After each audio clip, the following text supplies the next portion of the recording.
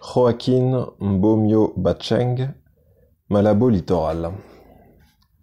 Journal de Juan Dong. Il est 11 heures du matin. Le temps ne s'écoule plus.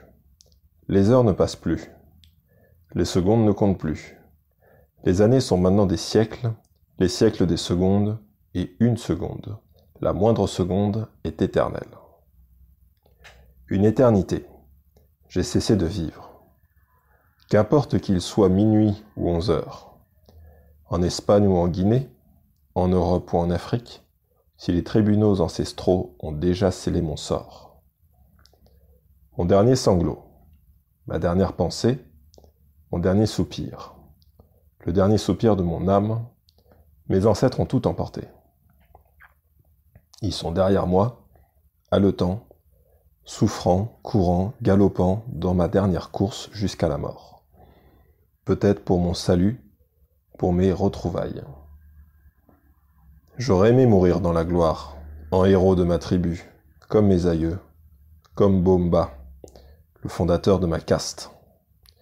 Lui, il décida de sa mort. Il la prononça, la mit à exécution, et son peuple fut sauvé.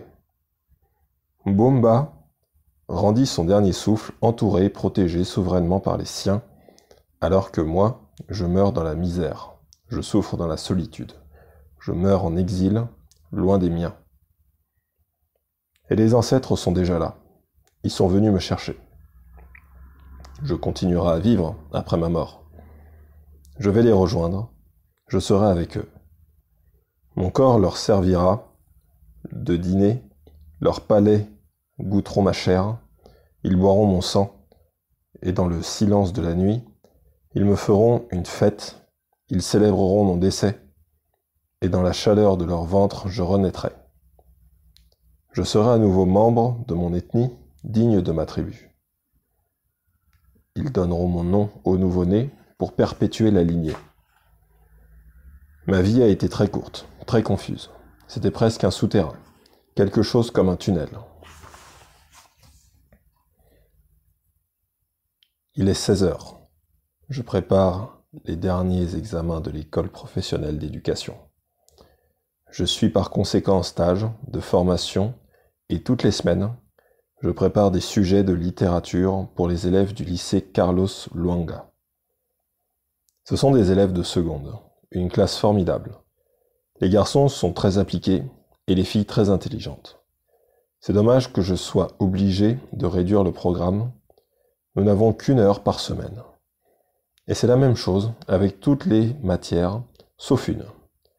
L'éducation politique. C'est la nouvelle matière qui est venue supplanter toutes les autres. Désormais, nous devons tous dire que Macias est le père de la patrie, l'appeler papa, adorer la mère qui l'a mis au monde, célébrer le monde de son village, le nom de son village, vénérer son district, et mille autres idioties qui lui viennent à l'esprit chaque jour. Dans la Guinée de Macias, tout a changé. Tout a changé après l'indépendance. Les détentions se multiplient de jour en jour. Les voleurs, ceux qui n'ont jamais travaillé, les violeurs de veuves et d'orphelines, les traîtres, les assassins, les délateurs, les gros fumeurs d'opium, voilà les héros de la Nouvelle République.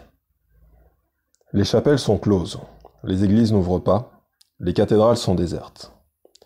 Les usines sont vides.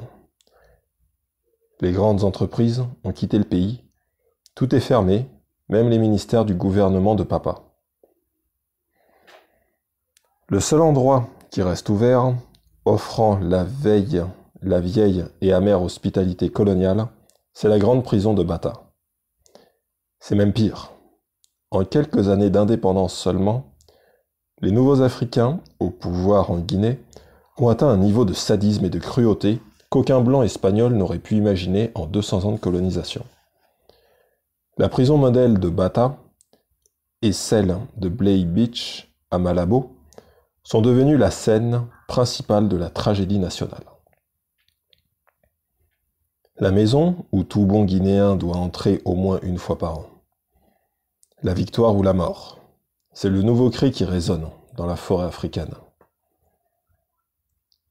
L'esprit encore peuplé des 1000 événements hallucinants de cette indépendance triste et amère, j'essaie malgré tout de savourer la torpeur pesante des soirées paisibles à Bata, lorsque le soleil couchant semble plonger dans le fleuve océanique. Et Coucou qui déverse tranquillement ses eaux dans l'immense Atlantique, ma maison se trouve dans le quartier de Seis Casas, à la limite entre le centre et le quartier sensible de Comandachina.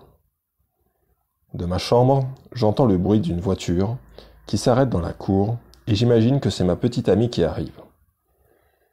Mon cousin a dû l'emmener en voiture, me dis-je. Mais non. Sur le pas de la porte apparaît le visage défait du fils de Mama Mibala. Un policier le suit et je réalise sans aucun doute possible que l'on vient m'arrêter. En bon chrétien, je fais un rapide examen de conscience. De quoi m'accuse-t-on? Qui m'accuse? Où est le délateur? Quoi qu'il en soit, je pense avant tout à cacher le livre que les missionnaires m'ont confié 2 jours plus tôt.